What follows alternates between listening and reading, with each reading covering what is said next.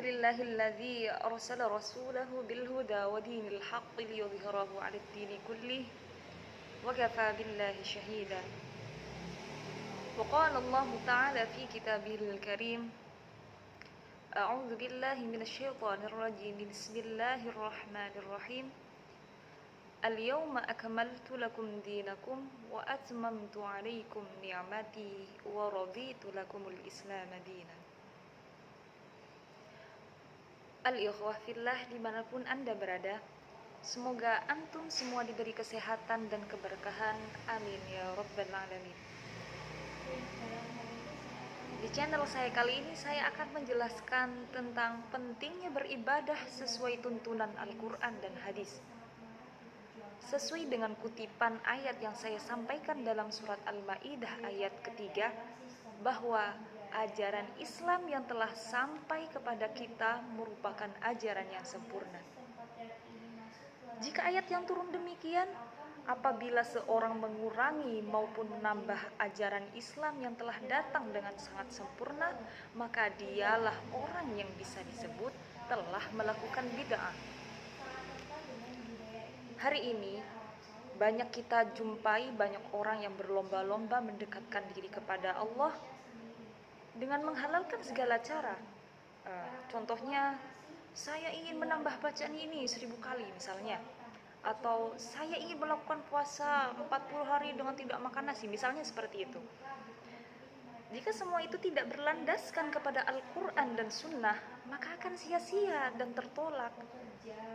Sebenarnya terdapat banyak sekali dalil dan rambu-rambu yang diperingatkan oleh Rasulullah SAW bagi orang yang membuat-buat ataupun mengada-ngada terhadap amalan seperti contoh yang telah saya gambarkan sebelumnya. Saya akan memberikan suatu hadis atau salah satu dalil dalam riwayat di kitab Sahih Al-Bukhari. Rasulullah SAW bersabda, "Man ahdasa, siapa saja yang membuat perkara baru fi amrina hadza ma laisa minhu, selain dari yang kami perintahkan, fahuwa raddun, maka akan tertolak."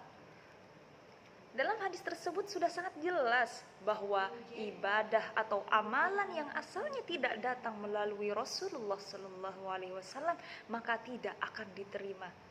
Jadi percuma antum melakukan zikir sampai berbusa-busa, yang mana zikir antum tidak ada dalam Al-Quran maupun hadis.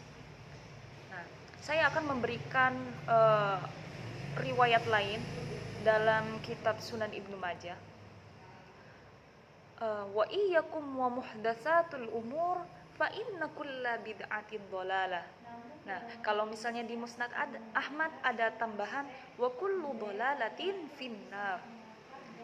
Artinya, hindarilah kalian hal-hal yang baru, sesungguhnya setiap hal yang baru adalah bid'ah. Dan setiap bid'ah adalah sesat, dan setiap kesesatan itu ada di neraka. Dalil tersebut sudah sangat jelas mengatakan semua bid'ah atau semua ajaran yang tidak ada dalam Al-Quran dan Sunnah itu sesat. Ada yang berkata, ada kok bid'ah yang baik, atau yang bisa disebut dengan bid'ah hasanah. Setelah itu mereka menggunakan dalil tentang sholat tarawih berjamaah. Di situ sahabat Umar mengatakan, ni'mal bid'ah hadihi. Akhirnya orang-orang yang tidak bisa menahan hawa nafsunya, mereka melakukan perbuatan perkara yang baru dengan menggunakan dalil ini sebagai hujjah. Padahal orang-orang yang seperti ini tidak tahu perbedaan antara syariat dan bahasa yang digunakan oleh orang Arab. Nah, kalau kita lihat sejarah tentang sholat tarawih, sesungguhnya Rasulullah SAW pernah melakukan sholat tarawih secara berjamaah, namun hanya beberapa malam saja. Dalam suatu riwayat hanya dilakukan 3 hari. Nah, selepas itu beliau sholat tarawih secara munfarid atau sendiri. Para sahabat pada zaman itu mengikuti beliau sehingga terdapat beberapa jamaah sholat tarawih, dan ada pula sahabat yang sholat tarawih secara munfarid. Hal itu berlangsung sampai Rasulullah Shallallahu Alaihi Wasallam wafat, sahabat Abu Bakar wafat, dan sahabat Umar radhiyallahu an menjabat menjadi khalifah. Saat kekhalifahan Umar radhiyallahu an, beliau menyamaratakan sholat tarawih ini menjadi satu jamaah saja. Jadi sholat tarawih secara jamaah bukan termasuk bid'ah. Karena Rasulullah Shallallahu Alaihi Wasallam pernah melakukan sholat tarawih secara berjamaah, sehingga yang dimaksud oleh sahabat Umar radhiyallahu an bukan bid'ah hasanah secara syariat, tetapi bid'ah hasanah secara lugawi saja. Ada juga yang berdalil dengan menggunakan man sanna fil islami sunnatan hasanatan falahu ajruha wa ajru man amila biha, yang artinya siapa saja yang membuat suatu perkara yang baru yang baik dalam Islam, maka ia mendapat pahala sekaligus pahala orang lain yang mengamalkannya sampai hari kiamat. Begitu artinya. Banyak yang beranggapan bahwa yang dimaksud dari hadis tersebut bermakna ikhtiro atau membuat suatu perkara yang baru. Nah, dan hal ini itu merupakan pengertian yang salah. Hal ini itu diungkapkan oleh Al-Azhari, seorang ulama besar, ulama Syafi'iyah. Beliau juga termasuk ahli lughah. Beliau mengungkapkan bahwa makna sanna di sini ialah memulai, bukan membuat sesuatu yang baru. Konteks hadisnya pun saling berkaitan, yaitu ada seorang sahabat yang hidup dalam kemiskinan, dan saat itu terdapat salah satu sahabat Ansor memberikan sedekah. Nah, sehingga para sahabat yang lain mengikutinya untuk melakukan sedekah. Nah, sekarang saya tanya, apakah sedekah perbuatan yang baru atau diciptakan oleh sahabat itu sendiri? Tentu saja tidak. Sedekah telah dilakukan oleh Rasulullah Sallallahu Alaihi Wasallam sebagai bentuk ajaran sosial dalam Islam.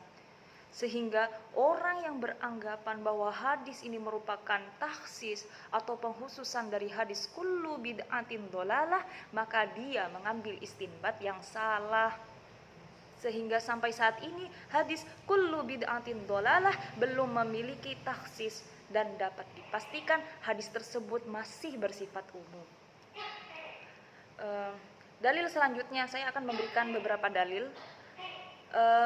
Dalil selanjutnya yaitu ini yang sering digunakan oleh ahli bid'ah, ialah hadis riwayat Ibnu Mas'ud yang berbunyi ma ra'ahul muslimuna hasanan fahuwa indallahi hasanun, yang artinya apa yang menurut orang muslim itu baik, maka di mata Allah pun baik.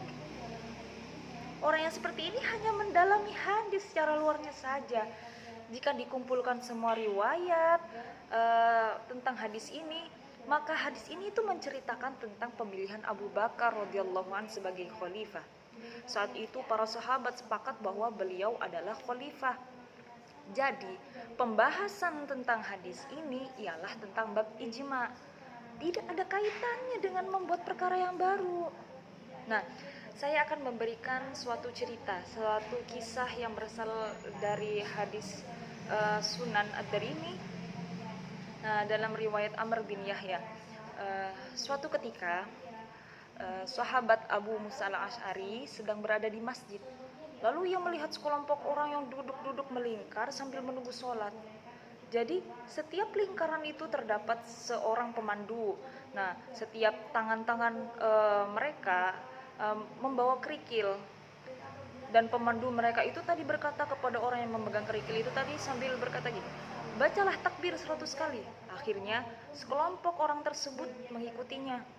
Setelah itu pemandu tersebut berkata lagi, ucapkan tahlil, ucapkan tasbih sebanyak 100 kali. Dan para rombongan tersebut pun mengikutinya.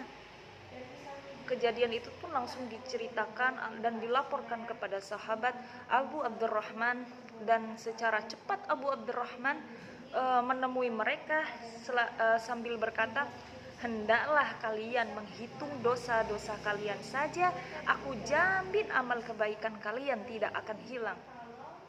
Celakalah kalian umat Nabi Muhammad sallallahu alaihi wasallam, alangkah cepatnya masa kehancuran kalian. padahal sahabat Nabi Muhammad SAW masih ada saat itu. Jadi perbuatan bid'ah memang sudah ada sejak zaman dahulu. Namun ketika mereka diberi nasihat, mereka mau mendengarkan, mau menurut dan melaksanakan. Nah, dari cerita di atas dapat diketahui bahwa sesuatu yang memang tidak dilandaskan oleh Al-Quran dan Sunnah termasuk perkara yang dapat membawa kesesatan. Terkadang saya heran saat kita memberi pengertian kepada orang yang melakukan ibadah. Nah, padahal dan ibadah tersebut merupakan perkara bid'ah. Bahwa perilaku mereka itu tidak ada di dalam Al-Quran dan hadis. Mereka langsung menimpali seperti ini. Berarti transportasi adalah bid'ah, barang elektronik adalah bid'ah, dan semua hal yang ada pada zaman modern ini adalah bid'ah. Nah, dan yang sangat menjengkelkan yaitu ketika mereka berkata seperti itu sambil tertawa dan mengejek kita. Sudah diberi nasihat tidak mau, malah mengejek pula. Orang yang seperti ini itu tidak paham apa itu bid'ah. Yang dikatakan bid'ah itu yang berkaitan dengan urusan agama dan syara. Mobil serta penunjang kehidupan kita itu bukan termasuk perkara agama. Sehingga ada istilah dalam usul fiqh itu disebut maslahah al-mursalah.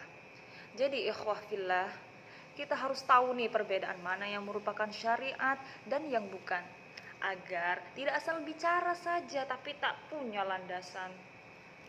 Al-ikhwah fillah dimanapun Anda berada, memang sangat sulit untuk mempertahankan amalan yang sesuai dengan ajaran Rasulullah SAW. Cobaan dan godaannya pun sangat banyak. Bisa jadi dia malas sehingga meninggalkan amalan tersebut, dan ada juga yang dia terbawa oleh hawa nafsu sehingga ia berani menambahkan ibadah atau amalan yang tidak ada dalam Al-Quran dan hadis. Walaupun tema kali ini simpel, tapi perlu diingat, amalan yang menurut kita baik belum tentu baik di mata Allah Subhanahu wa taala. Dalam hadis riwayat Al-Baihaqi dari sahabat Umar radhiyallahu anhu, beliau berkata, semua bid'ah menyesatkan walaupun tampak baik di mata manusia. Bayangkan saja, yang berkata adalah sahabat Umar radhiyallahu anhu. Beliau merupakan orang yang sangat berhati-hati apalagi terhadap masalah bid'ah. Jadi teman-teman sekalian, hendaklah berhati-hati terhadap bid'ah. Ya ikhwah fillah, Rasulullah merupakan makhluk yang paling sempurna. Maka ikutilah apa yang datang darinya dan jauhi apa yang ia larang. Karena semua yang ia sampaikan merupakan ajaran dari Allah Subhanahu wa taala. Jangan sampai kita berani menyaingi Rasulullah dengan mengamalkan ajaran yang tidak datang darinya maupun melebih-lebihkannya. Semoga dengan apa yang saya sampaikan, para ikhwan maupun akhwat dimanapun Anda berada dapat mengerti dan bisa memahami ajaran Islam yang dibawa oleh Rasulullah sallallahu alaihi wasallam sesungguhnya. Wallahul muwaffiq. Tsumma assalamu alaikum warahmatullahi wabarakatuh.